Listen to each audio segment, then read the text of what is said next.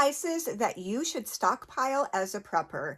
If we've not met, I'm Jen Jones, and I help busy women thrive at home with health, wealth, prepping, and homesteading. If you've not yet subscribed to my channel, be sure to do that now. So let's get into those 5 spices. I'm going to share each one of those with you, and then be sure to stay to the end because I'm going to share with you my favorite way to preserve dry food items. All right, so let's get into it. So spice number 1 is turmeric. All right, turmeric is kind of that brownish color, right?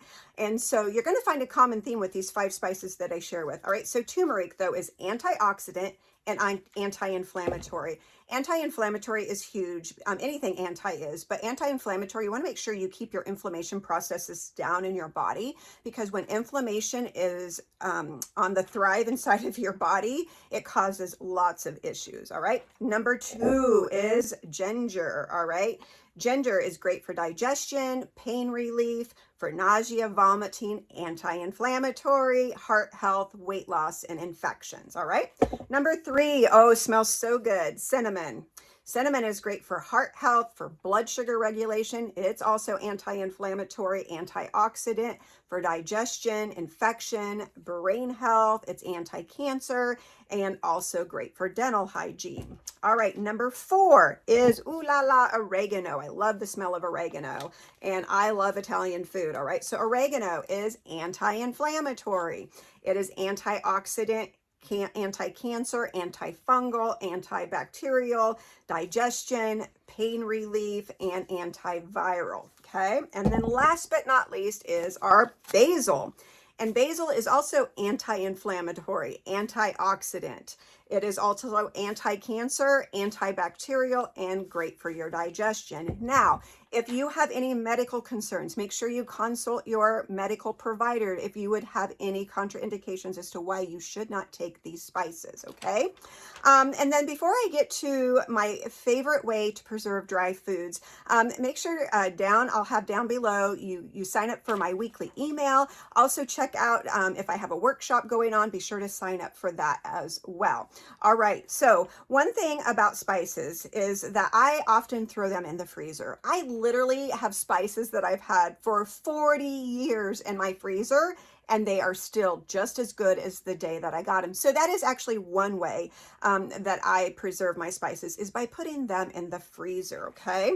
So I want to share with you, though, my favorite way to actually preserve like my spices, my flour, salt, sugar, those kind of things, is by using this electric mason jar sealer. All right, I'll put the link down below for this, and I love it. It's super simple. This is rechargeable, and all you do is put whatever ingredients you want to. This is just a jelly jar, so this is small, but this is for wide mouth and regular mouth is what it is. So you can just take this off, this ring off here, and there's your wide mouth, and then when you put it back on, and there's a lock and an unlock button here, and then you lock it, and now it's ready for the small mouth or regular mouth. Okay, so for me, I would be putting in spices. So like I buy these in bulk because it's so much cheaper. All right, and then if I decided to leave this open and out or whatever, I would likely, since there's such a large amount here,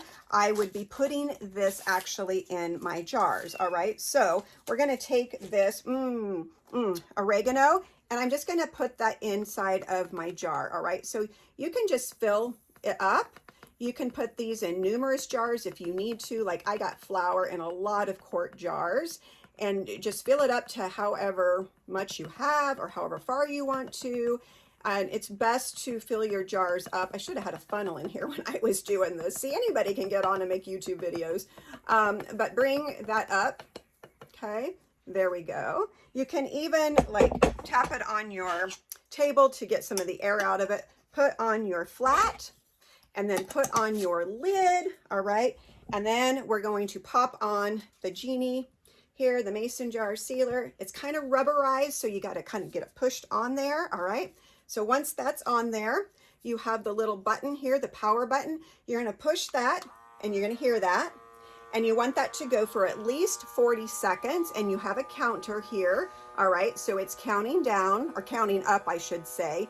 So once it hits 40, you can stop the power button and then take it off. All right, Also rechargeable, so here's your charging port, and it's just your normal USB charger, and you can just plug that in and get that charged. All right, so it is just sucking out the air, and it won't suck all the way to like it would break your jar. All right, so we are at 36, 37, 38, 39, and 40. So I'll hit the power button off.